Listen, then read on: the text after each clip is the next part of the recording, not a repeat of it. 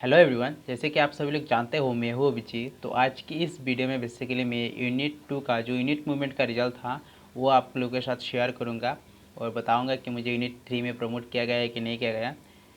तो basically unit 2 का जो यूनिट मूवमेंट का फाइनल रिजल्ट होता है तो वो आ चुका है। हमारा यूनिट 2 का जितना भी एग्ज़ाम है वो पूरा कंप्लीट हो चुका है। रिजल्ट भी हमें दिया गया है ईमेल के थ्रू।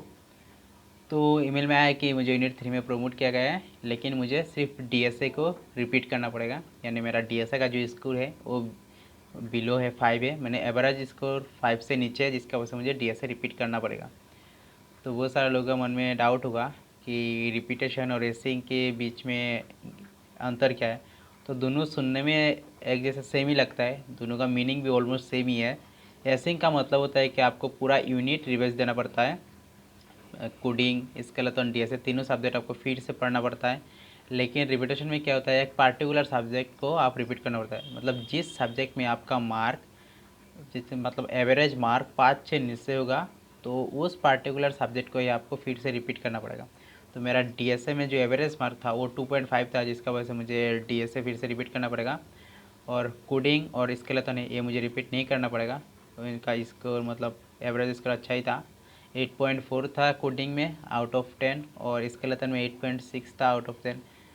तो उसमें मुझे इतना दिक्कत नहीं हुई कोडिंग और स्केलेटन में। लेकिन डीएस में मुझे बहुत दिक्कत दिया, क्योंकि मैंने पहले जितने वीडियो बनाए थे वीकली मेरा जो जर्नी था उसके बारे में तुमने बताया था कि मुझे डीएसए समझ में नहीं आ रहा था, डीएसए थोड़ा हार्ड लग रहा है। हाँ, डीएसए का असाइनमेंट मैं 2 3 4 दिन से 4 दिन एक क्वेश्चन 4 5 दिन लगा के बना लेता था, लेकिन वो इतना एफर्ट नहीं दे पाता था। मतलब एफर्ट देता था, मतलब 100% एफर्ट नहीं दे पाता था, क्योंकि मुझे कोडिंग में ज़्यादा ध्यान देना पड़ता था। मतलब मैं ज़्यादा कोडिंग पे ध्यान था, तो इसका वजह से मेरा डीएसए क्या हो गया। तो इस यूनिट में मुझे डीएसए में ध्यान देना पड़ेगा और कोडिंग में भी, दोनों में बड़ा बराबर ध्यान देना पड़ेगा, ताकि मुझे फिर से रिपीटेशन ना हो। अगर फिर से रिपीटेशन हो गया तो शायद मसाई से मुझे टर्मिनेट कर दिया जाएगा, तो रिक्स नहीं लेते हैं भाई। तो इस बार पूरा अच्छी तरह से डीएसए कंप्लीट करना है और देखते हैं क्या होता है। तो यह था हमारा जो यूनिट मूवमेंट का रिजल्ट था, तो बहुत अच्छा लगा। और लास्ट में ये बताना चाहता हूँ, अगर कोई मसाई ज्वाइन करना चाहता है तो डिस्क्रिप्शन में मेरा रेफरल कोड है, और कोई अगर लिंक के थ्रू भी ज्वाइन करना चाहता है तो ज्वाइन कर सकता है। और मैं तो हर बार ही बताता हूँ भाई, थोड़ा बहुत कोडिंग का नॉलेज लेके ही आना, नहीं तो थोड़ा बहुत दिक्कत होगा।